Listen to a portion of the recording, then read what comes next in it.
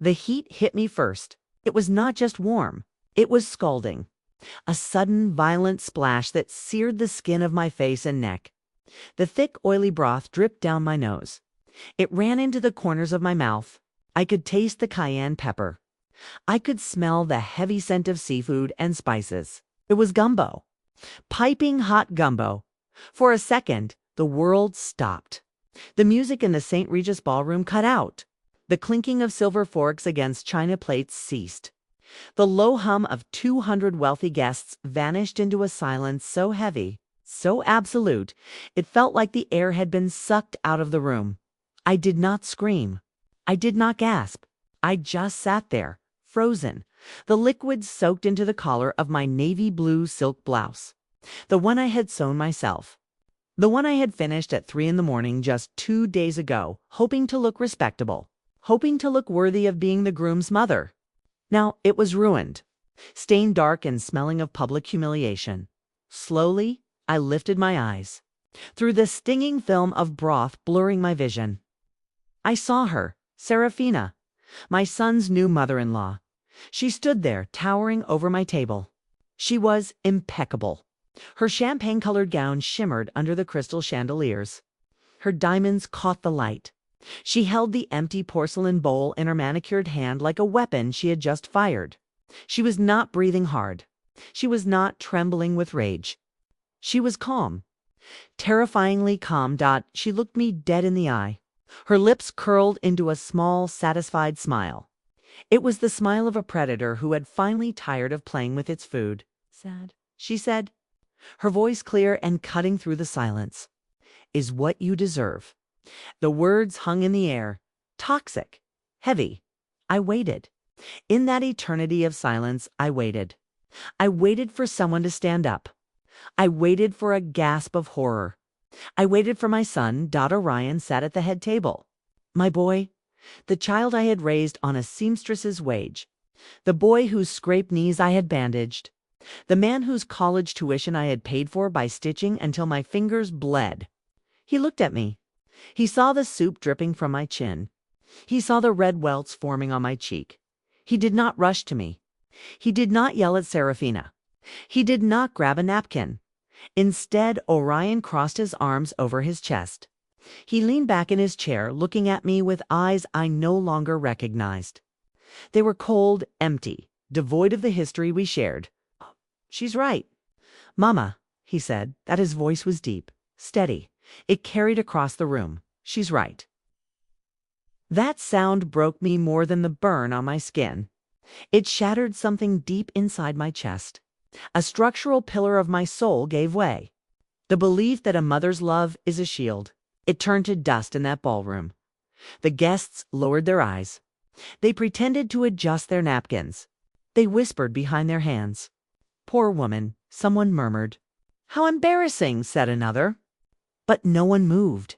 In their world, money makes the rules. And Serafina had the money. I was just the help. I was the stain on the tablecloth. I took a breath. It was shaky, rattling in my lungs. But I forced myself to move. I reached for the linen napkin on the table. My hand did not tremble. I would not give them that satisfaction with slow, deliberate movements. I wiped the gumbo from my eyes. I wiped my cheek. I placed the soiled napkin on the table right next to the untouched centerpiece. Then I stood up. My legs felt weak like water, but I locked my knees. I straightened my spine. I pulled my shoulders back. I was 5 feet 4 inches of ruined silk and broken heart. But in that moment, I felt 10 feet tall. I did not look at Orion. I did not look at Serafina. I looked at the double doors at the far end of the hall. That was my destination. That was my exit. The walk felt like miles. The sound of my heels clicking on the polished marble floor echoed like gunshots. Click, click, click. Every step was a battle against the urge to collapse.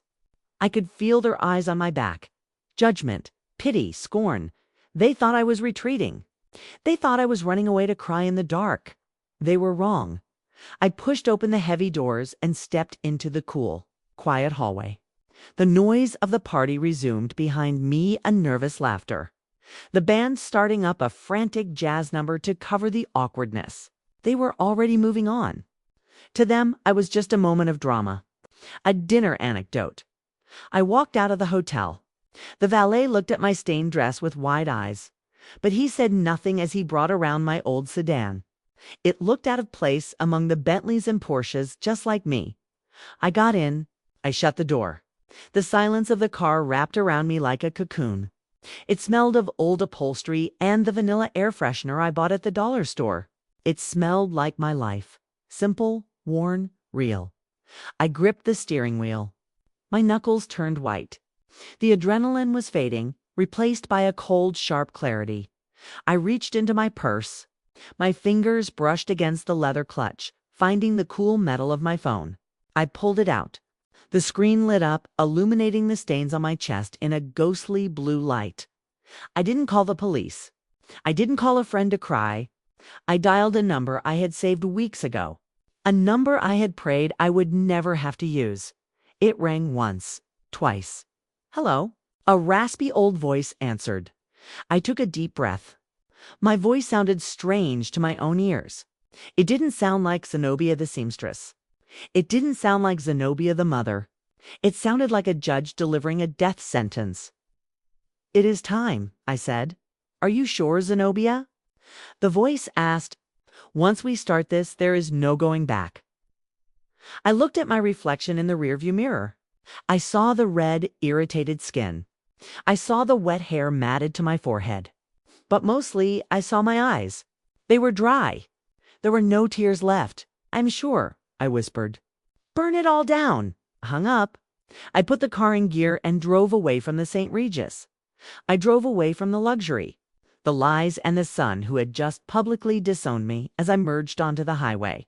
Heading back toward the West End, the city lights blurred into streaks of gold and red. The burning on my face began to throb, a steady, rhythmic pain. But underneath the pain, a new feeling was taking root. They thought the soup was the end. They thought humiliation would silence me. They thought I was powerless because I didn't have their millions, their mansions, or their influence. But they forgot one thing. I was a mother, and I had seen things. I had heard things. And in the dark corner of my closet, hidden beneath a stack of old fabric scraps, was a manila envelope.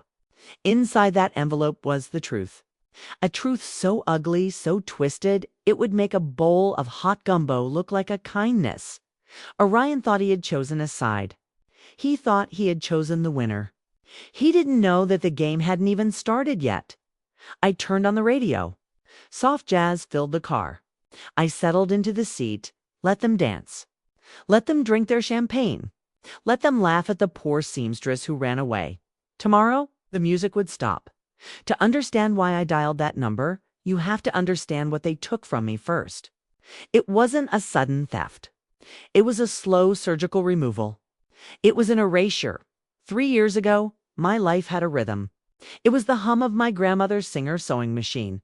It was the smell of steam and starch rising from the ironing board. It was the taste of strong, bitter coffee in my favorite stoneware mug every morning at 7. I was not rich. I lived in the West End. My apartment was small, but it was mine. The balcony was full of red geraniums that I watered by hand. My hands were rough, pricked by needles, calloused by scissors, stained with chalk, but they were strong hands. They were the hands that had built a life from nothing after. Orion's father walked out the door and never looked back. Orion, my sun and stars. He grew up to the sound of that machine.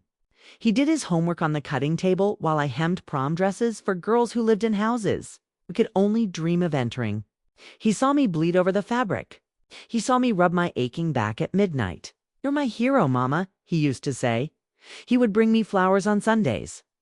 Cheap carnations from the grocery store wrapped in crinkly plastic. But to me, they were more precious than orchids then. He met her Clementina, and through her he met Saraphi. Nah, the change in my son was not immediate. It was subtle, like a loose thread that, when pulled, slowly unravels the entire garment. It started with the visits. Sundays used to be sacred. Then the excuses began. "Sorry, Mama, Clementina's family is having a brunch. Mama Serafina invited us to the country club. I nodded. I smiled. I swallowed the disappointment like a dry pill. It's okay, baby, I said. Go have fun. I didn't know I was giving him permission to leave me behind. The first time I went to their house in Buckhead, I felt the shift in the air pressure. The house was massive. A sprawling estate behind iron gates. It looked like a museum. It felt like a mausoleum. I wore my best dress. Navy blue, hand-embroidered collar. I had spent 3 nights working on it. I wanted to look elegant. I wanted them to see that Orion came from dignity, not money. Serafina opened the door.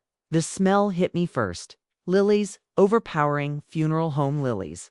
And beneath it, the sharp, cold scent of expensive air conditioning. Zenobia, she said. She didn't offer a hand. She offered a smile that didn't reach her eyes.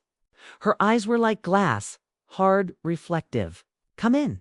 Don't touch the walls, dear. The wallpaper is imported silk. I stepped inside. The floors were marble. They echoed when I walked. My sensible heels made a dull thud against the stone. Orion was already there.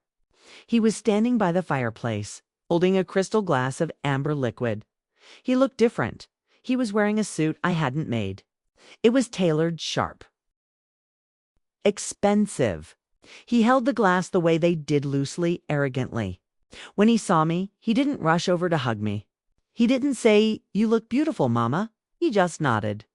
A quick, nervous nod, as if he was checking to make sure. I hadn't broken anything yet. Dinner was a performance. We sat at a table long enough to land a plane on. There were 3 forks, 3 knives. I kept my hands in my lap to hide the calluses. Serafina sat at the head. She dominated the space. She spoke of vacations in Hilton Head. She spoke of the new SUV her husband Reginald had bought. One must maintain standards, she said, cutting her steak with surgical precision. Don't you agree, Zenobia? I believe in living within one's means, I said softly. Serafina laughed. It was a light, tinkling sound, like ice hitting glass. How quaint, she said. Then she turned her gaze to Orion. Telemina tells me you're still driving that ... compact car, Orion? Orion shifted in his seat. He looked down at his plate. It's a good car, reliable, small. Clementina chirped. She was pretty in a vacant, porcelain doll sort of way. When we get married, we'll need something safer. Something with presence. Daddy can help with the down payment. My stomach tightened. Orion bought that car with his own money, I said. My voice was low, but steady. He worked double shifts while studying. He owns it. He owes nothing to anyone. The silence that followed was deafening. Serafina put down her fork. She leaned forward. The diamonds on her neck caught the candlelight. That is admirable, Zenobia, she said. Truly, but Orion is joining our family now, and our family has expectations. We don't struggle. We don't scrape by. We thrive. She looked at me then. Really looked at me. And in her eyes I saw my reflection. I saw a tired, aging seamstress in a homemade dress. I saw an obstacle. Orion needs to focus on his future, she continued. Not be dragged down by the past, by ... burdens. She didn't call me a burden. She didn't have to. The word hung in the air between us, invisible and suffocating. I looked at my son. I waited for him to speak. I waited for him to say, my mother is not a burden. She is the reason I am here. Orion took a sip of his drink. He didn't look at me. The steak is excellent, Serafina, he said. I felt cold. Bone-deep cold. It wasn't the air conditioning. It was the realization that my son was trading his spine for a seat at their table ... at the end of the night. Serafina handed me a small box. Little token, she said. So, you remember us? I opened it in the car later. It was a teacup. Fine bone china. White with a gold rim. It was beautiful. It was expensive. And it was completely useless to me. I held it in my hands. It felt fragile, cold. It had no weight. When I got home, I placed it on my kitchen table. Next to it, I placed my stoneware mug. The mug was chipped at the rim. It was stained brown from years of coffee. It was heavy. It was warm. It had held me through cold winters and lonely nights. The china cup was perfect. And it was empty. That was the trade my son was making. He was trading the stoneware for the china. He was trading warmth for gold. He was trading a mother who would die for him, for a mother-in-law who only wanted to own him. But I still didn't see the full picture. I thought it was just snobbery. I thought it was just classism. I didn't know yet that the gold on that cup was fake. I didn't know that Reginald was bankrupt. I didn't know the hardware store chain was drowning in debt. I didn't know that the house in Buckhead had 3 mortgages and the bank was calling every day. And I certainly didn't know why. 2 weeks later, Orion came to my shop with sweat on his brow. "Mama," he asked, avoiding my eyes, "can I borrow $2,000? $2,000? I asked. "Orion, that's my rent money. That's the shop's electricity." "Please, Mama, I want to buy Clementina a nice engagement gift. I'm a little tight this month. The wedding costs." Here was lying. I knew his tell. He rubbed the back of his neck when he lied. But I was his mother, and he was slipping away. And I thought, God help me. I thought that if I gave him the money, I could buy back a piece of his love. I thought I could remind him that I was still here, that I was still his safety net. So I went to the tin box under the floorboards. I took out the cash. The bills were soft and worn. Money earned from hemming trousers and fixing zippers. I put the money in his hand. "Thank you, Mama," he said. He kissed my cheek. His lips felt dry. He left quickly. He didn't look back. I watched him go through the shop window. I watched him get into his modest car, the one Serafina hated. I sat down at my sewing machine. The silence of the shop wrapped around me. I looked at the empty space where the money had been. Why did a man marrying into millions need to borrow rent money from his seamstress mother? The question scratched at the back of my mind. A tiny, sharp needle of doubt. It didn't make sense. None of it made sense. If they were so rich, why was my son paying? If they were so powerful, why did they need him? I looked at the china cup on the table again. It glittered under the streetlights coming through the window. "Fake gold," I whispered to the empty room. I didn't know it then, but that was the first thread I pulled. And soon the whole tapestry of their lives would come undone, because you can paint lead to look like gold. You can polish it until it shines. But eventually the paint chips. Eventually the truth shows through, and the truth was coming for me in a brown paper envelope. Numbers do not lie. People lie. Smiles lie. But a bank balance never whispers sweet nothings to make you feel better. It had been 3 days since I gave Orion the money. $2,000. My emergency fund. The money I kept in a rusted tin box under the loose floorboard behind the counter. It rained that Tuesday. A cold, relentless Atlanta rain that drummed against the shop. Window-like, nervous fingers. Tap, tap, tap. The sky was the color of a bruised plum.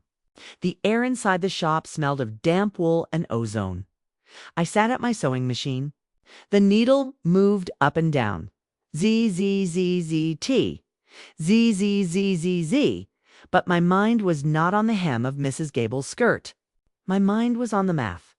I am a seamstress. I understand measurements.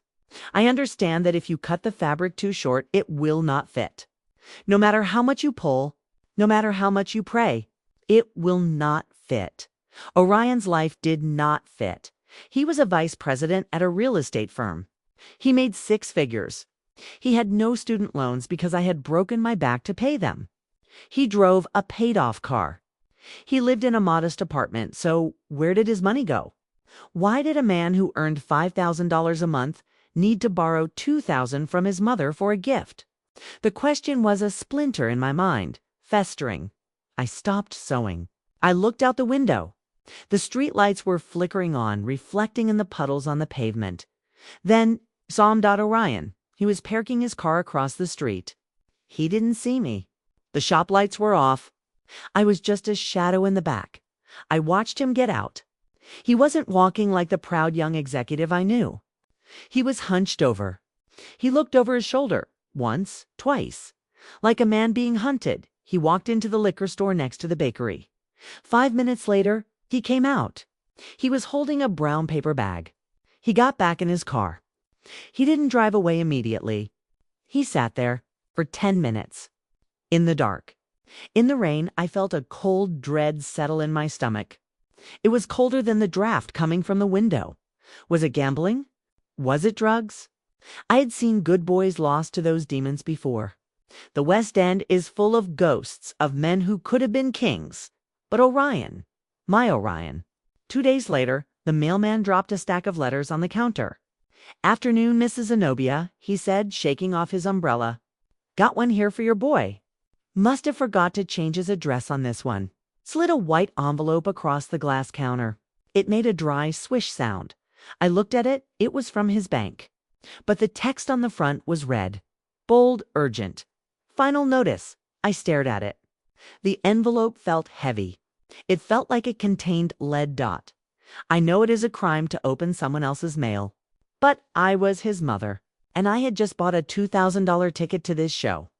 I had a right to see the script. My hands trembled as I slid my letter opener under the flap. The sound of the paper tearing was loud in the quiet shop. Rip. I pulled out the statement. I put on my reading glasses. I held the paper under the lamp. My breath hitched. The balance was negative. Negative $400. But it was the transaction history that made my heart stop. It wasn't drugs. It wasn't casinos. It was withdrawals. Cash withdrawals, $500, $700, $1,000, and transfer Zelle lead, transferred to SV. Lel transferred to SV. Zelle Lil transferred to SV.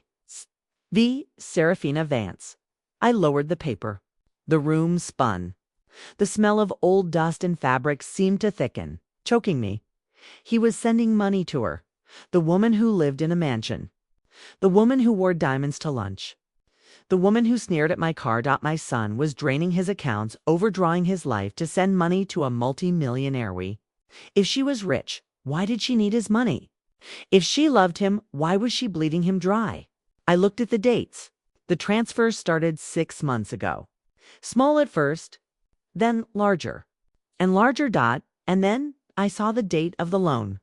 The day he came to me. The day he kissed my cheek and took my rent money. There was a deposit for $2,000, and the very next day, a transfer. Zelle transferred to SV, $2,000.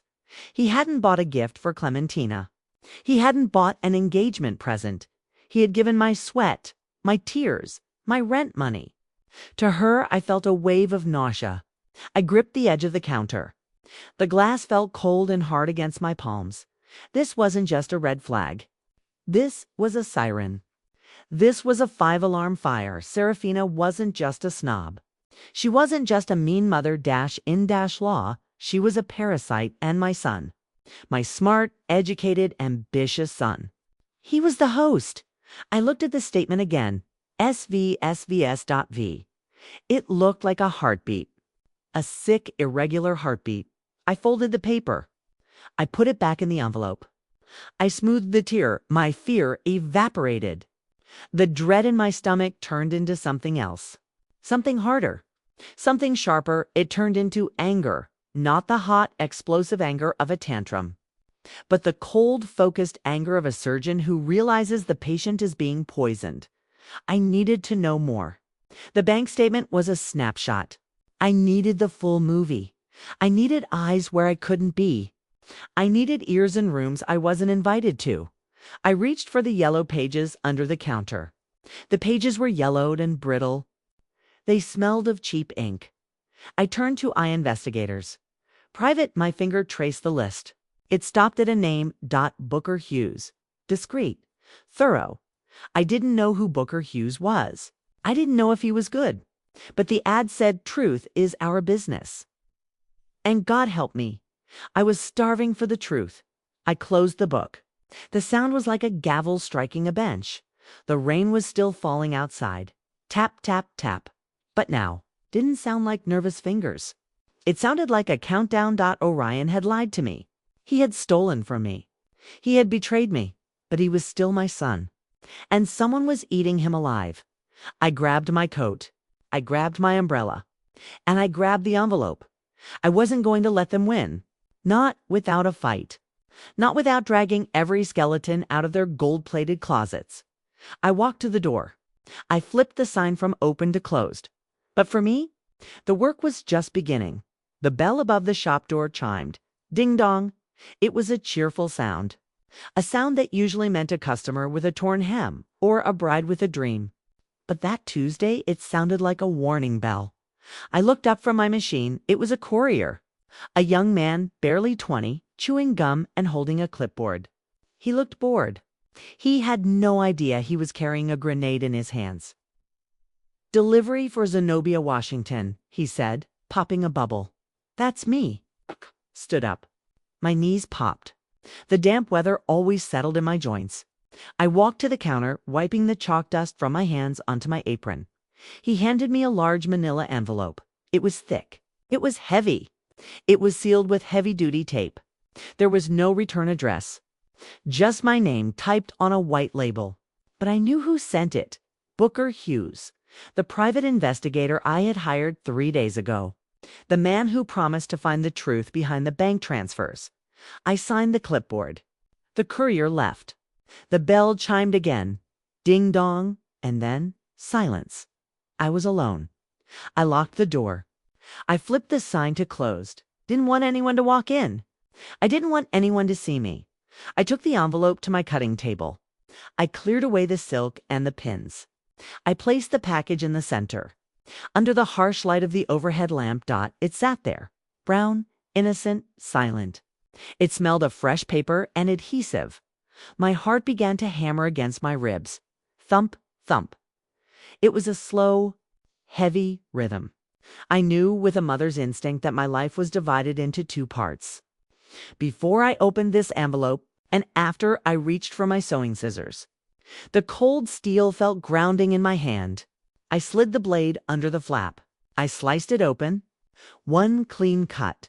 I reached inside. My fingers touched the slick, glossy surface of photographs. A stack of them. I pulled them out. I spread them across the table like a deck of tarot cards. The first photo was grainy. It was taken from a distance. A parking lot. It was raining in the photo too. I saw a car. A black SUV, and I saw 2 figures standing next to it. One was Orion, my son. He was wearing his gray work coat. The other figure was a woman. She was wearing a trench coat, belted tight at the waist. She had blonde hair, perfectly styled even in the rain. Serafina. I frowned. Okay, they were talking. They were in a parking lot. That wasn't a crime. Maybe she was scolding him. Maybe she was asking for more money. I looked at the second photo. My breath hitched. It was inside a restaurant. A booth in the back. Dim lighting.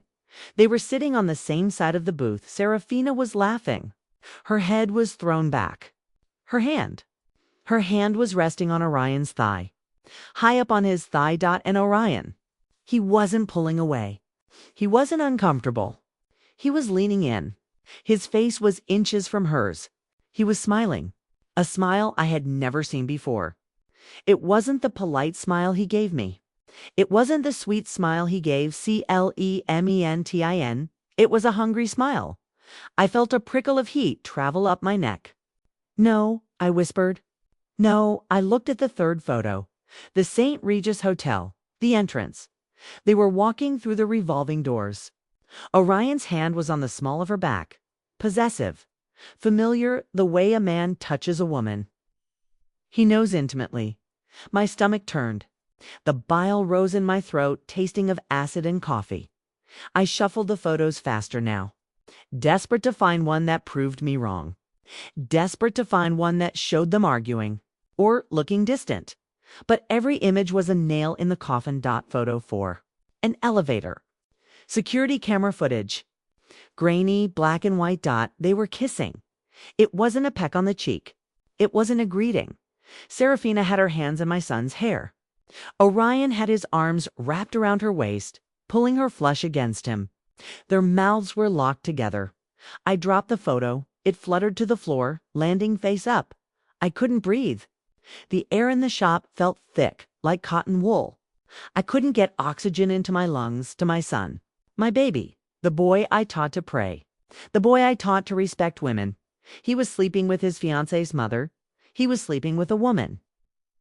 20 years his senior. A woman who called me Miss Zenobia with a sneer. A woman who treated me like dirt. He wasn't just giving her money. He was giving her his body. He was giving her his loyalty. He was betraying Clementina, that poor, foolish girl who thought she was marrying Prince Charming, and he was betraying me. I ran to the bathroom. I didn't make it to the sink. I fell to my knees in front of the toilet and retched. My body tried to purge the horror, but it was too deep. It was in my blood now. I gagged until my throat burned. I gagged until tears streamed down my face. I sat on the cold tile floor. The smell of bleach and old plumbing surrounded me. I hugged my knees to my chest. I rocked back and forth. Why? I sobbed. Why, Orion?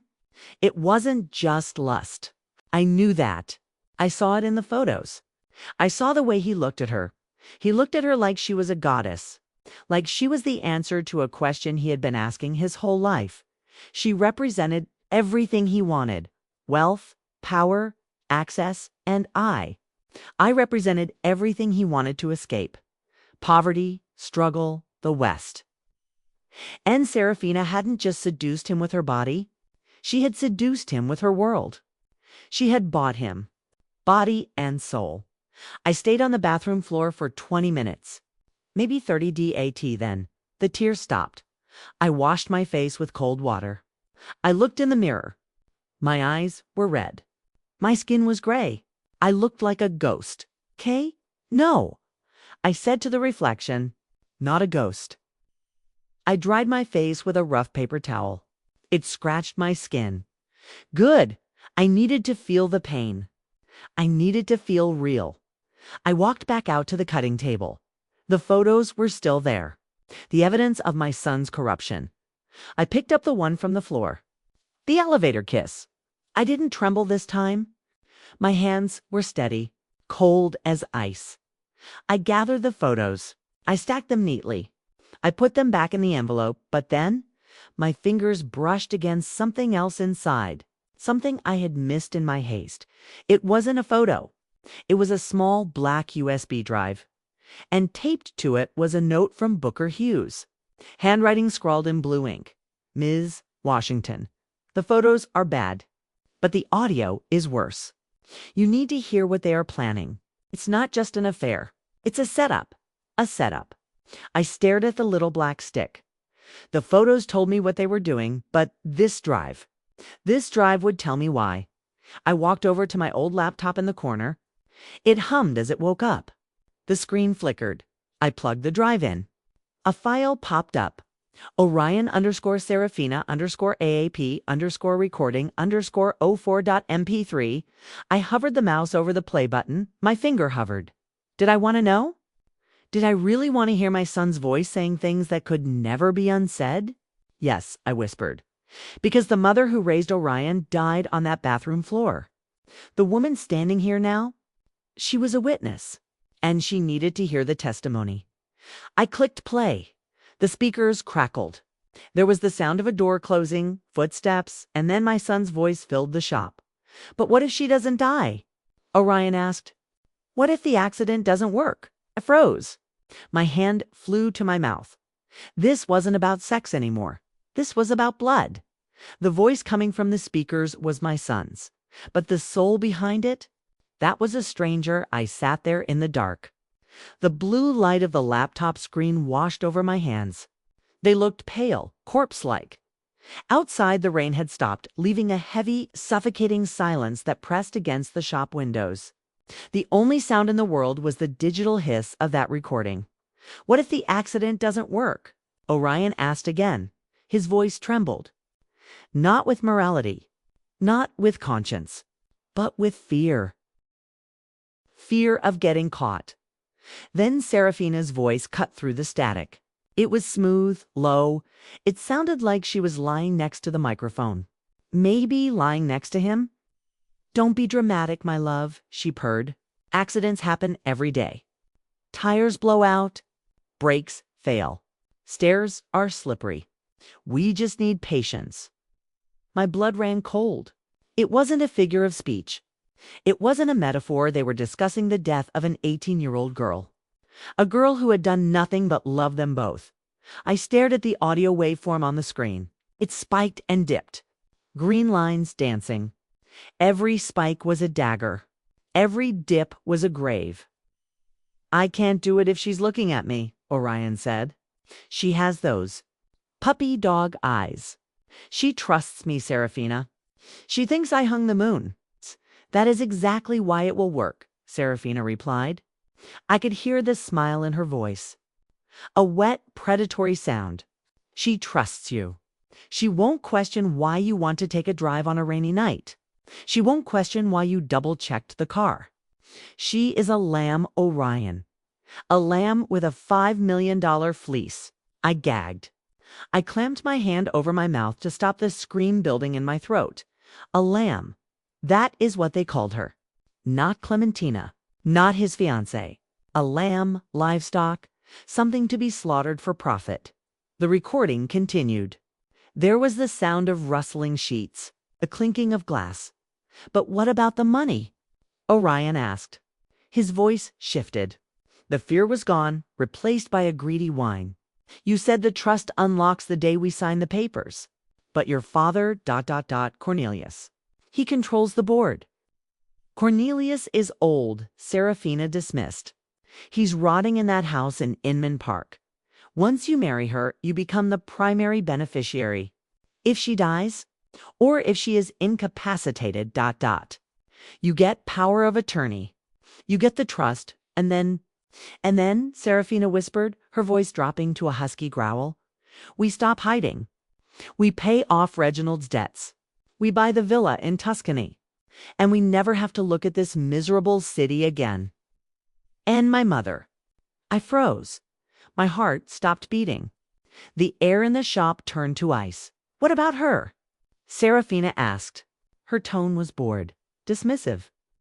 She suspects something, Orion said. She looks at me differently. And she keeps asking about money. I had to borrow $2,000 from her just to pay your credit card bill last week. She is a gnat, Orion. Serafina laughed. A harmless, buzzing gnat. Once we have the money, you cut her off. Give her a few $1,000s to fix her teeth or whatever, and then change your number. She doesn't fit in our future.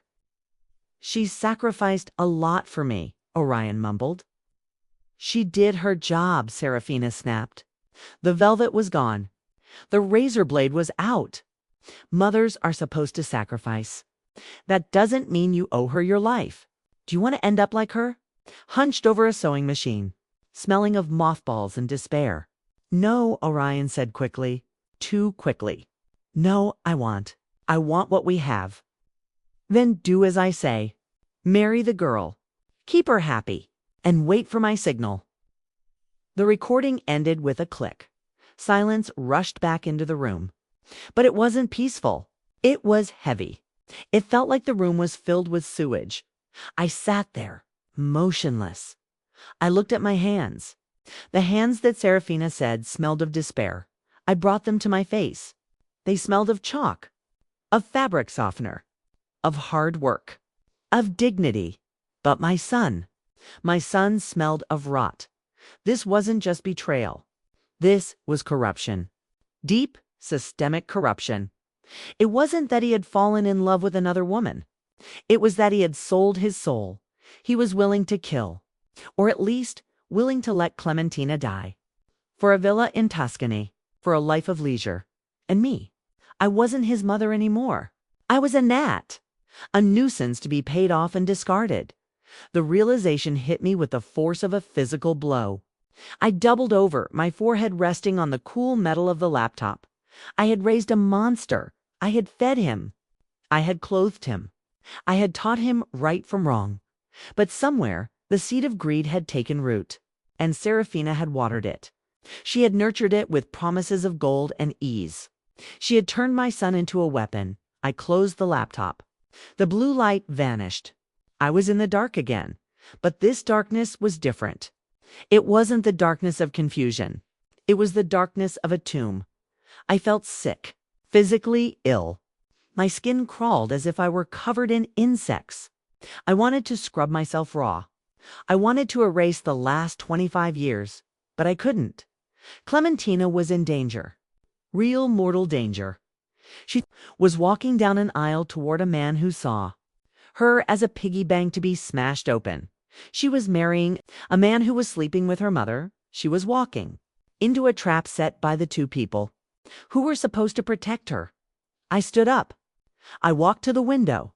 The street was empty. The rain puddles reflected the neon sign of the liquor store across the street. Open. I looked at my reflection in the glass. I didn't see the tired seamstress anymore. I didn't see the woman who hemmed pants for $5. I saw a witness, and witnesses have a responsibility. I turned back to the counter. I looked at the stoneware mug sitting there. My faithful companion. I picked it up. I hurled it at the wall. Crash. It shattered into 100 pieces.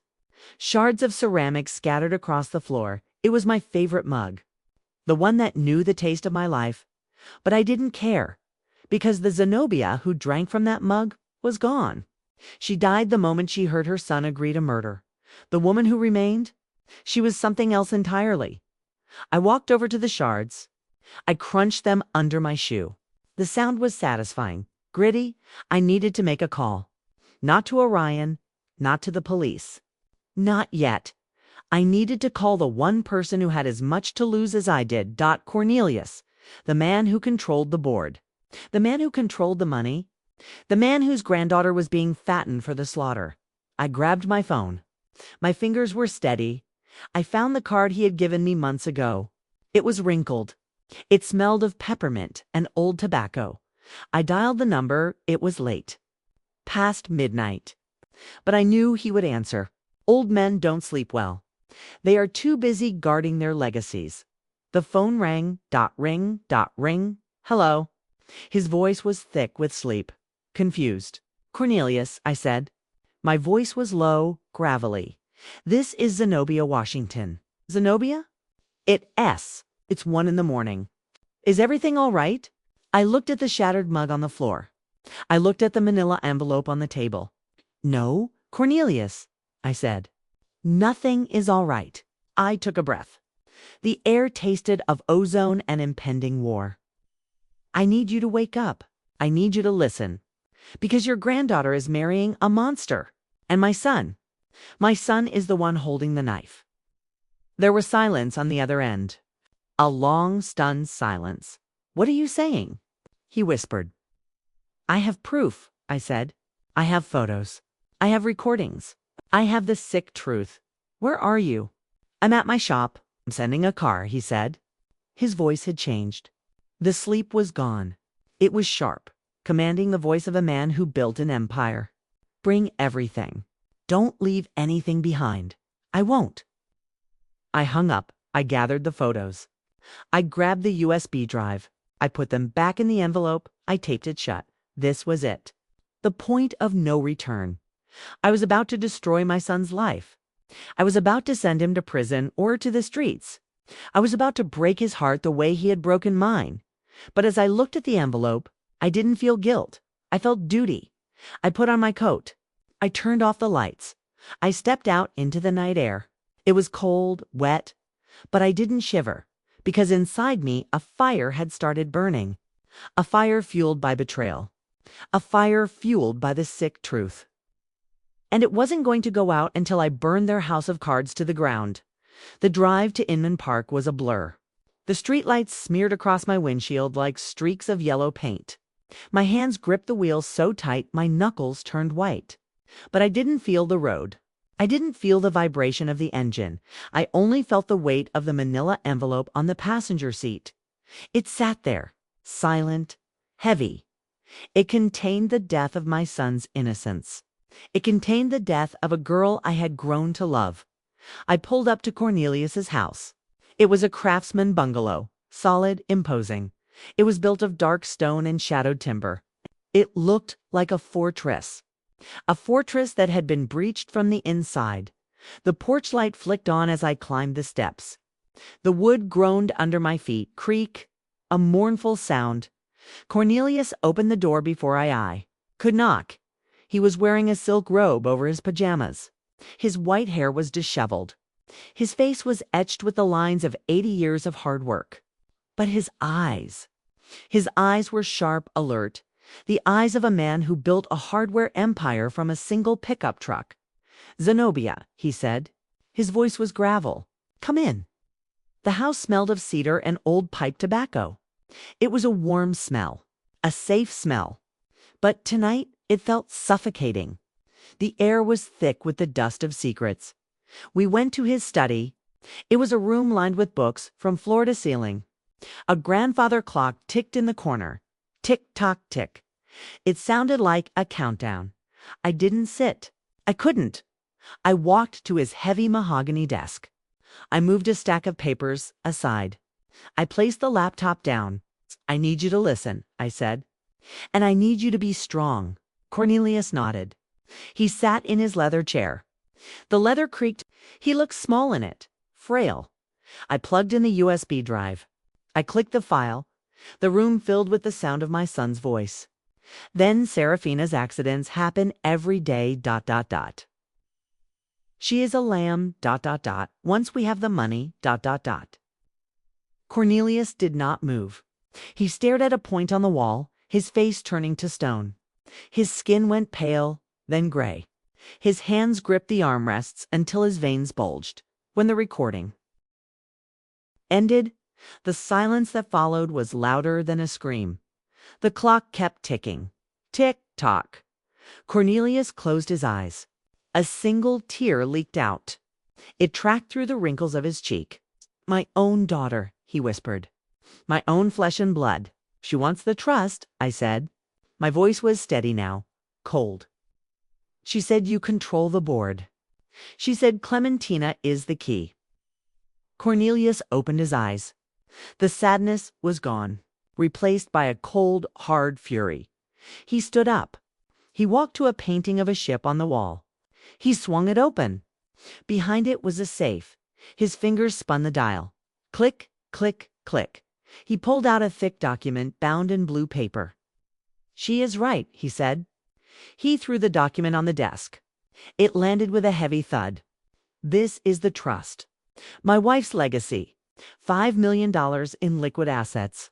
Another 10 in property?" He flipped the pages. The paper crackled. It sounded like dry bones breaking. "Here," he pointed. "Clause 4B, the beneficiary." I leaned in. I put on my glasses upon the marriage of the beneficiary Clementina Vance.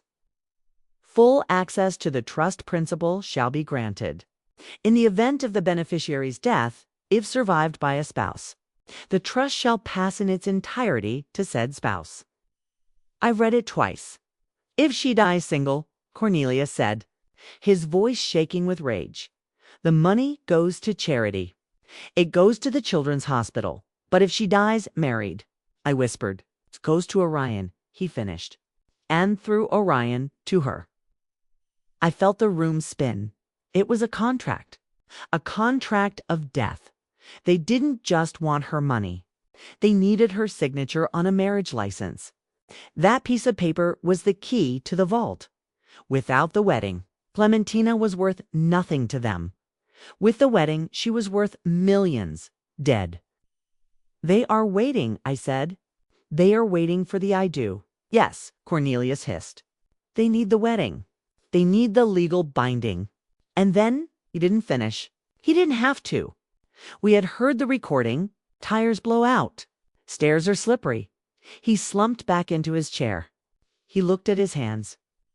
"I created this," he said softly. "I made this money. I thought I was building a future for my family.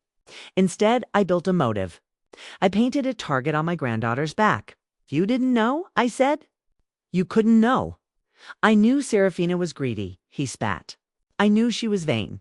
But this conspiracy, murder, incest?"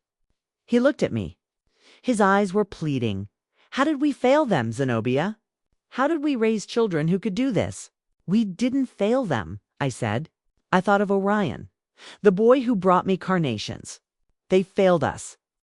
They chose the easy path. They chose gold over soul. Cornelius nodded slowly. He reached for a glass of water on his desk. His hand shook so much the water spilled. We have to go to the police, he said. We have to stop the wedding. We have to arrest them. No, I said. The word hung in the air. Cornelius looked at me, shocked. What? Zenobia, they are planning to kill her. If we go to the police now, I said, leaning over the desk, what happens? They get arrested for conspiracy. They get a good lawyer. They claim the recording was a joke, a dark fantasy. They get out on bail. And Clementina, she is traumatized. She is dragged through a trial. And Serafina, she might wriggle out of it. She is slippery. So what do? We let them walk down the aisle, I said. Cornelius stood up. Are you mad? No, I said. I am calculating, just like they are. I picked up the trust document. I felt the texture of the expensive paper. The clause says the money unlocks upon marriage, I said. But what if the marriage is annulled? What if the trust is frozen before the honeymoon? Cornelius's eyes narrowed. He was listening. The businessman was waking up. We need to catch them, I continued. Not just planning it, but doing it. We need to let them think they have one. We need to let them stand at the altar. We need to let them say the vows. We need to let them taste the victory. And then, I said, we take it all away. I walked to the window. I looked out at the dark garden. The oak trees swayed in the wind. They looked like giant grasping hands. If we stop the wedding now, Orion is just a disappointed fiancé, I said. But if we expose them at the reception, if we play this recording in front of their friends, their family, their world, ... social execution, Cornelius whispered. Exactly. Serafina cares about two things, money and reputation. Prison is bad, but humiliation. For a woman like her, that is worse than death. And Orion? Cornelius asked. He is your son. I looked at my reflection in the dark glass. I didn't see a mother anymore. I saw a judge. He made his choice, I said. He chose her. He chose the money. Now he has to pay the price. Cornelius was silent for a long time. The clock tick, tick, tock. Finally, he slammed his hand on the desk. Bang. "'Kay," he said. "We do it your way. We let the wedding happen." He pulled a notepad toward him. He uncapped a fountain pen. "But we need safeguards," he said. His voice was brisk, efficient. "I will have my lawyers draft a restraining order. I will have private security at the venue hidden, waiting." "And the trust?" I asked. "I will freeze it," he said, scribbling furiously. "I will invoke the competency clause. I will claim Serafina as mentally unstable. I will lock those accounts so tight not even a ghost could slip a penny out." He looked up at me. A grim smile touched his lips. "They want a wedding," he said. "Let's give them a wedding." "A wedding they will never forget," I added. We spent the next hour planning. We went over the guest list. We went over the timeline. We coordinated our movements like generals planning a siege. Cornelius poured 2 glasses of brandy. He handed one to me. "To Justice," he said. "To Clementina," I replied. We drank. The liquid burned going down. A good burn. A cleansing burn. I left his house an hour later. The sky was beginning to lighten in the east. A gray, bruised dawn. I got back into my car. The envelope was still on the seat, but it felt lighter now, because I wasn't carrying the burden alone anymore. I drove back to the West End, back to my shop. I had work to do. I had a dress, too, so not for a bride. But for myself, I needed a dress for the wedding. A dress that said I was there. A dress that said I was watching. I chose a navy blue silk. Dark as midnight. Strong as steel, I sat at my machine. I threaded the needle. ZZZZT, ZZZZT. The sound was rhythmic. Hypnotic.Orion thought I was just a seamstress. He thought I was just a pair of hands to hem his pants. He forgot that seamstresses know how to cut. We know how to sever. We know how to unravel a masterpiece with a single tug of a thread. He was weaving a web of lies. But I was sewing his shroud.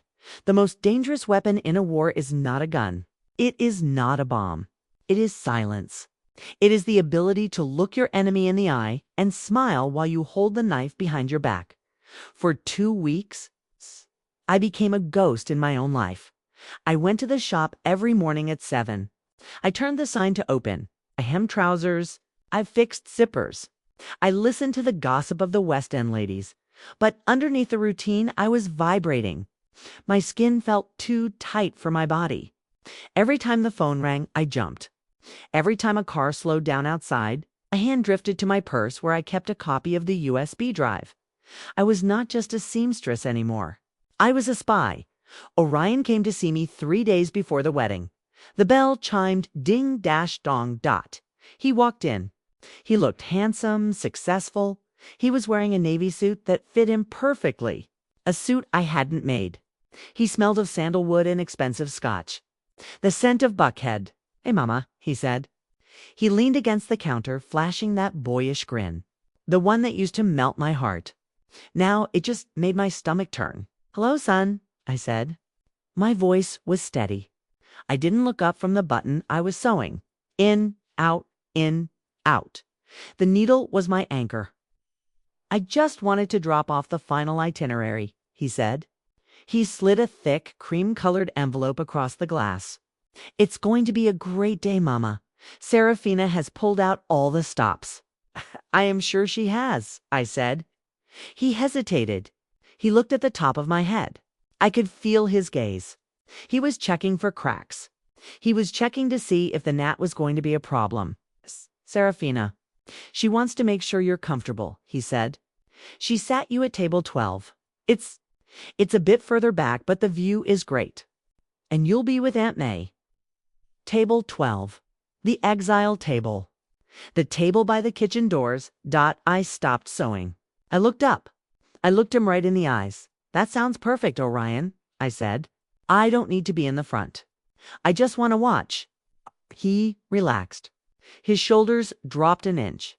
He let out a breath he didn't know he was holding. "Thanks, Mama," he said. "Thanks for being ... understanding. I know Serafina can be a lot. But she means well. She means murder," I thought. "She is very determined," I said instead. He left 10 minutes later. He whistled as he walked to his car. He thought he had handled me. He thought the gnat was pacified. He didn't know that as soon as his taillights disappeared. I locked the door and called Cornelius. Did he suspect anything? Cornelius asked. "No," I said. "He thinks I am blind. He thinks I am stupid." "Could?" Cornelius growled. "Let him sleep. The wake-up call is coming. Do we have everything?" "My lawyers are ready," he said. The sound of shuffling papers came through the line. "I have the restraining order drafted.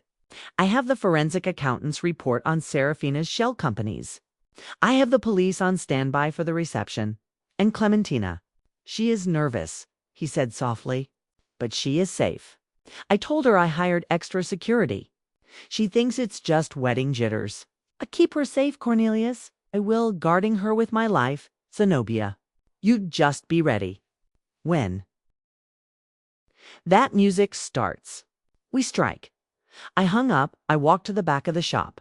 To the mannequin standing in the corner, it was wearing my dress.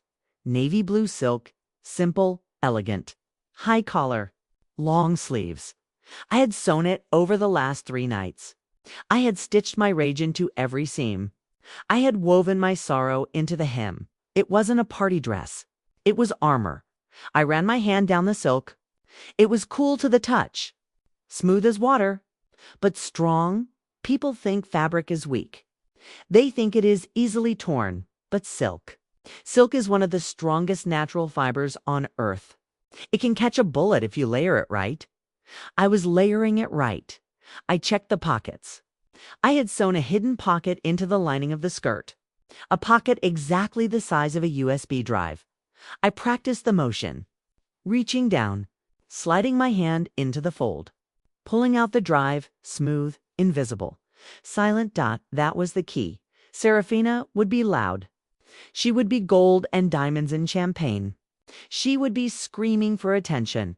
I would be the shadow. I would be the silence in the room. And when I finally spoke, when I finally played that recording, it wouldn't be a scream. It would be a gabble. The night before the wedding, I didn't sleep. I sat in my apartment in the dark. I drank my coffee. I watched the city lights of Atlanta flicker. Somewhere in that city, my son was having his last night of freedom. He was probably laughing, probably toasting to his future wealth, probably thinking he had gotten away with it. He didn't know that the storm wasn't coming from the sky. It was coming from the back of the room. It was coming from table 12. I washed my cup. I placed it on the drying rack. I looked at the clock. Midnight. The wedding day had arrived. I walked to the closet. I looked at the blue dress hanging there. It looked like a judge's robe waiting for the court to convene. I am ready. I whispered to the empty room, and for the first time in weeks, I smiled. I walked into the cathedral like a ghost attending her own funeral. No one looked me in the eye. To them, I was already dead. The air inside the church was thick, heavy. It was suffocating with the scent of white lilies, thousands of them. They spilled from the altar. They draped over the pews, lilies, the flower of mourning, the flower of death. How fitting. The organ music vibrated in the floorboards. Hume, Hume. It traveled up through the soles of my shoes. It settled in my chest. A low, ominous warning. I approached the usher at the entrance. He was a young man, polished, bored. He held a clipboard with the guest list name. He asked, not looking up, Zenobia Washington. I said, mother of the groom. He paused. His finger traced down the list. He frowned. He flipped a page. Then another. Ah, he said. Why, E's Ms. Washington. He looked at me then. He looked at my homemade silk dress. He looked at the simple pearls in my ears. His eyes were full of pity. Row 25, ma'am, he said softly. On the left, row 25. The last row. The back of the bus. The edge of the world. Usually, the mother of the groom sits in the first row, right behind her son. But Serafina had rewritten the rules. She had redrawn the map. I didn't argue. I didn't make a scene. I nodded. Double quotes. Thank you, I said. I walked down the long red carpet. Heads turned. Whispers followed me like dry leaves blowing across pavement. Is that her? The seamstress. Why is she sitting back there? I ignored them. I kept my chin high. I walked to row 25. I sat down on the hard wooden pew. I was alone, on the right side of the aisle. The bride's side. It was a sea of designer hats and expensive suits. Clementina's family, politicians, bankers, socialites, a wall of money on my side. Empty pews. It's just me. And a distant cousin of Orion's who was only there for the free bar. I folded my hands in my lap. I waited. Then. The heavy oak doors opened. Serafina entered. She didn't walk. She glided. She was wearing a dress that cost more than my shop made in 5 years. Champagne, gold, tight, low cut. It wasn't a mother of a bride dress. It was a statement. She walked down the aisle. She smiled at the guests. She nodded to the cameras. She owned the room. She reached the front. She didn't sit in the first row immediately. She paused. She turned back. She looked directly at me across 25 rows of people. Across the flowers. Across the lies. She caught my eye. And she smiled. It was a small smile. Barely a twitch of the lips. But I heard it loud and clear. I won. The smile said, he is mine. I didn't smile back. I just touched the hidden pocket in my dress. The hard plastic of the USB drive pressed against my thigh. Not yet, I thought. Celebrate while you can, Don. The music changed. The wedding march began. Orion stepped out from the side altar. My breath caught. He looked so handsome. so young. He stood tall in his tuxedo. His hair was perfectly combed. He looked like the prince in a fairy tale. But I knew the toad underneath. I saw his hands shaking. Just a little. A tremor in his fingers as he adjusted his cuffs. He looked at Serafina, not at the door where his bride was waiting. At Saraphina. It was a quick glance, hungry, desperate. Then Clementina appeared, the lamb. She was beautiful, radiantly, painfully beautiful. Her white dress flowed around her like mist. Her veil covered her face. She walked toward him. She was crying. Tears of joy. Tears of a girl who thinks her life is beginning. She didn't know she was walking toward her. Executioner. The ceremony was a blur of lies. Orion, take this woman. I do. Do you promise to love her? Honor her? Protect her? I do. Every word was a dagger. Every promise was a perjury. I watched Orion's face. He was sweating. A bead of perspiration rolled down his temple. He was acting. And he was doing a good job. But I saw the tightness in his jaw. I saw the way his eyes flickered to the side. He was terrified good when the priest pronounced them husband and wife. The church erupted in applause. The organ roared to life. I didn't clap. I stood up. I smoothed my skirt. The first act was over. The trap was set. Now we moved to the kill floor. The reception was at the St. Regis, a ballroom of crystal and velvet. I arrived last. I gave my name at the door. Table 12, the hostess said. She didn't look at me either. I walked into the ballroom. It was a dazzling display of wealth. Centerpieces as tall as trees. Ice sculptures. A 10-piece orchestra playing Sinatra. I found table 12. It was in the corner, right next to the swinging doors of the kitchen. Every time a waiter came out, I got a blast of hot air and the smell of roasting beef. The clatter of dishes drowned out the music. I sat down. My tablemates were the photographer's assistant and the wedding planner's intern. People who didn't matter. Just like me, I drank a glass of water. It was warm. I watched the head table. Orion and Clementina sat in the center. They looked like royalty. Serafina sat next to Orion, too close. Her chair was angled toward him.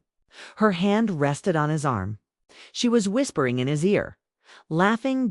Reginald, her husband, sat on the other end, drinking scotch as if it were water. He was already drunk, oblivious. The dinner service began. Waiters swirled around the room like dancers. Champagne flowed. Toasts were made. To the happy couple. To a lifetime of love. I raised my glass. But I didn't drink. I watched. I watched Serafina touch Orion's hand under the table. I watched Orion flinch, then lean into her touch. I watched Clementina smile at her mother, completely unaware that she was the third wheel in her own marriage. It was sick. It was twisted. It was a play written by the devil, but the curtain was about to fall. The dinner plates were cleared. The lights dimmed. The orchestra leader tapped his microphone. "Ladies and gentlemen," he crooned, "please welcome to the floor the groom and his mother." My heart hammered against my ribs. Boom, boom, boom. This was it. Orion stood up. He looked around the room. He looked for table 12. He saw me in the back, in the shadows, by the kitchen. He walked toward me. The spotlight followed him. He extended his hand. "Mama." He said. I stood up. I didn't take his hand. Not yet. I walked past him, toward the dance floor, toward the center of the light. The guests watched. The room went quiet. I turned to face him. I wasn't the seamstress anymore. I wasn't the gnat. I was the storm. "Dance with me, son," I said, and as I took his hand, I felt his palm. It was cold, clammy. He knew. Somewhere deep inside, he knew. The music started. A slow waltz. We began to move, and I leaned in close to his ear. "I have a secret, Orion," I whispered. The spotlight was blinding. It was a circle of white heat in a room of shadows. We were the only two people in the world. Just a mother and her son. A creator and her creation. But this wasn't a dance. It was a funeral march. "You look beautiful, Mama," Orion said. His voice was tight, mechanical, like a doll with a pull string. He didn't look at me. He looked over my shoulder, scanning the room. "Looking for her. Thank you," I said. My voice was low, a whisper that cut through the violins. "You look expensive." He stumbled, just a fraction of a step. His hand on my waist twitched. "What?" he asked. "The suit," I said. "The watch. The shoes. You look like $1 million, Orion. Exactly $5 million. He froze. We stopped moving for a second. The guests murmured. I pulled him back into the rhythm. 1, 2, 3. 1, 2, 3. I forced him to dance. I forced him to keep up with the lie. "I don't know what you mean," he said. A bead of sweat rolled down his temple. It caught the light like a diamond. "I think you do," I whispered. I leaned closer. I could smell the sandalwood cologne. I could smell the fear radiating off his skin. It smelled sour, acrid. "I know about the trust, Orion." His grip on my hand tightened. Painfully tight. "Mama, stop. You're drunk." "Haven't had a drop," I said. "But you are drunk on greed. You are drunk on a villa in Tuscany. You are drunk on the idea that accidents happen on rainy roads." He stopped. Dead dot the music swelled around us. The strings screamed. But Orion was a statue.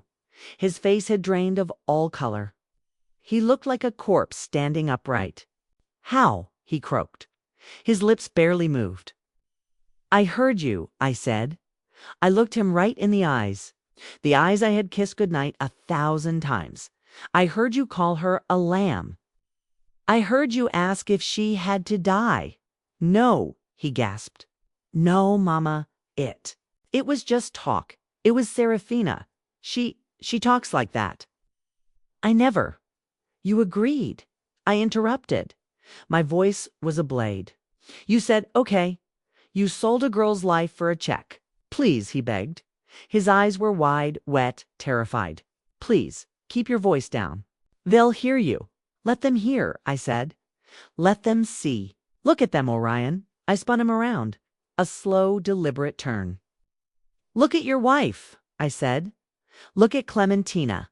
She is smiling at you. She loves you. And you are calculating how long she has to live." Orion looked at the head table. Clementina waved at him. Sweet, innocent wave. He looked like he was going to be sick. "I can fix it," he whispered. I can talk to Serafina. If we can stop." "It's too late for talk," I said. "The recording is already safe. The trust is already frozen. Cornelius knows everything." Cornelius. The name hit him like a physical blow. His knees buckled. I held him up. I was the only thing keeping him from collapsing onto the polished floor. "He knows," I said. "And in about 5 minutes, everyone else will know too." "Mama, don't," he pleaded. Tears were streaming down his face now.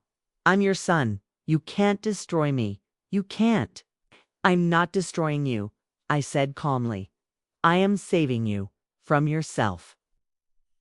We were not dancing anymore. We were standing in the center of the room. The music had faded into the background noise of my own heartbeat. The guests were staring. The whispers were rising. A tide of confusion. And then I saw her. Saraph. Ina. She had risen from her chair. She looked like a golden statue of wrath. She saw Orion's face. She saw the tears. She saw the way I was holding him, not like a mother, but like a judge. She knew. She pushed past the waiter. She marched onto the dance floor. Her heels clicked like gunshots on the marble. Click, click, click. She reached us. She shoved her way between us. She grabbed Orion's arm. Her nails dug into his jacket. "What is going on here?" she hissed. Her voice was low, but it carried the threat of a viper. "Orion, why are you crying? Pull yourself together." Orion looked at her, then at me. He was trapped between two mothers. The one who gave him life, and the one who promised him the world. She knows, Orion whispered. Serafina. She knows. Serafina turned to me. Her eyes were black holes. There was no soul in them, only hunger. You, she spat, you little seamstress. You think you can come here and ruin my daughter's wedding? You think you can scare us? I don't think, I said. I reached into my pocket. My fingers curled around the cool plastic of the USB drive. I know. Get out, she snarled. Get out before I have security throw you out. I'm not leaving, I said. Not until the dance is over. The dance is over, she screamed. The music stopped. The orchestra froze. The room fell into a terrified silence. Serafina was breathing hard. Her chest heaved.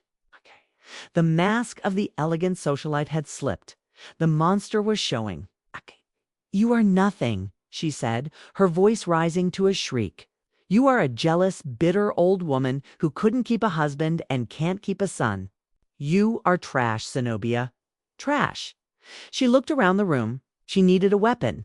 She needed something to hurt me, something to humiliate me. Her eyes landed on a passing waiter. He was holding a tray. On the tray was a silver tureen. Steam curled from under the lid. The smell of seafood and spice wafted through the air. Gumbo.saraphi. Na smiled. It was the smile from the photos. The smile of the predator. She grabbed the bowl. You want to make a scene? She said.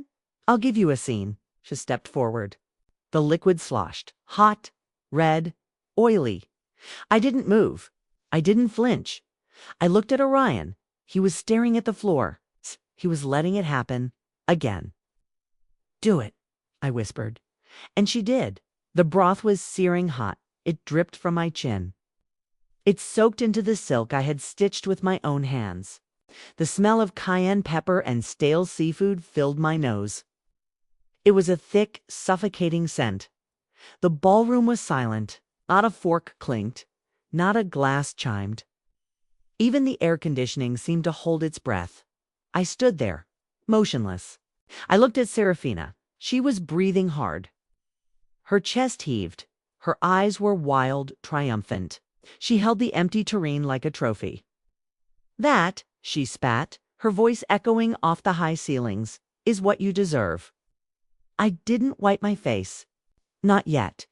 I turned my eyes to Orion, my son. He was standing right next to her. He looked at the soup staining my dress. He looked at the red welts forming on my skin. He didn't rush to help me. He didn't yell at her. He crossed his arms. He looked me dead in the eye, and he delivered the final blow. She's right, Mama, he said. His voice was cold, flat. You shouldn't have come. The pain on my skin vanished. It was replaced by a cold numbness in my chest. My heart didn't break. Turned to ice. That was it. The last thread. The final severance. I reached for a linen napkin from the nearest table. My movements were slow, deliberate. I wiped the gumbo from my eyes. I wiped my cheek. I folded the napkin and placed it gently on the table. I didn't scream. I didn't cry. I stood up straight. Goodbye, Orion, I whispered. I turned around. I walked toward the double doors. Click. Click, click, dot. My heels struck the marble floor. It was the only sound in the room. 200 people watched me. They thought I was retreating. They thought I was broken. I pushed open the heavy doors. The cool air of the hallway hit my face. It felt like salvation. I walked past the stunned waiters. I walked out the front entrance of the St. Regis. The night air was crisp. It smelled of rain and exhaust. I stopped under the awning. I reached into my damp pocket. I pulled out my phone. My fingers didn't tremble. I unlocked the screen. The light was harsh in the darkness. I dialed the number. It rang once. Zenobia. Cornelius's voice answered immediately. He wasn't sleeping. He was waiting. It is time, I said. 3 words. Just 3 words. But they carried the weight of an execution order. Did they do it? He asked. Yes, I said. They did everything we expected and more. Are you safe? I am leaving now. Good, he said. Look to your left. I looked at the end of the long driveway. A line of black SUVs was idling. Their engines hummed low. Men in dark suits were standing by the doors. Cornelius was in the front car. Couldn't see him, but I felt his presence. The old lion was ready to hunt. Go home, Zenobia, he said. We'll handle the rest. Make sure they know, I said. Make sure they know why. They will know, he promised. Drive safe. I hung up. I walked to my car. It's my old reliable sedan. I got in. I shut the door. The silence inside was absolute. I started the engine, put it in gear. As I pulled away, I looked in the rearview mirror. The black SUVs were moving. They were swarming the entrance of the hotel. Blue lights flickered on. Police, private security, lawyers. The cavalry had arrived. I didn't stay to watch. I didn't need to see Serafina in handcuffs. I didn't need to see Orion weeping when he realized the trust was gone. I had the recording. I had the truth. And now, justice had the wheel. I drove through the streets of Atlanta. The city was bright, alive. I touched my face. The skin was tender. It would blister, but scars heal. Betrayal that leaves a mark that never fades. But tonight, for the first time in months, the weight was off my shoulders. I turned onto my street. The West End was quiet. I parked the car. I walked up the stairs to my apartment. I unlocked the door. I stepped inside. The air smelled of coffee and fabric. It smelled of home. I took off the ruined dress. I threw it in the trash. I stepped into the shower. I scrubbed my skin until it was red. I washed away the gumbo. I washed away the smell of the St. Regis. I washed away the memory of my son's cold eyes. I put on my old pajamas, soft cotton, worn thin. I went to the kitchen. I reached for a mug. My hand hovered over the empty space where my favorite stoneware mug used to be. The one I had smashed. I reached further back. I grabbed an old mismatched cup. It was chipped. It was ugly, but it was whole. I poured myself a glass of water. I sat by the window. My phone buzzed on the table. It was a text from Cornelius. Just 2 words. Checkmate, done. I looked out at the city lights. Serafina was likely in the back of a police car right now, screaming. Denying Orion was likely sitting in that empty ballroom, alone, realizing that the $5 million he sold his soul for had just evaporated. He had gambled his mother for a pot of gold, and he had lost both. I took a sip of water. It was cool, clean. I was alone. I had no son, had no daughter-in-law. But I had my dignity. I had my shop. And I had the truth. I closed my eyes. And for the first time in a long time, I didn't pray for answers. I prayed for peace because the war was over. The matriarch had spoken, and the silence. The silence was beautiful.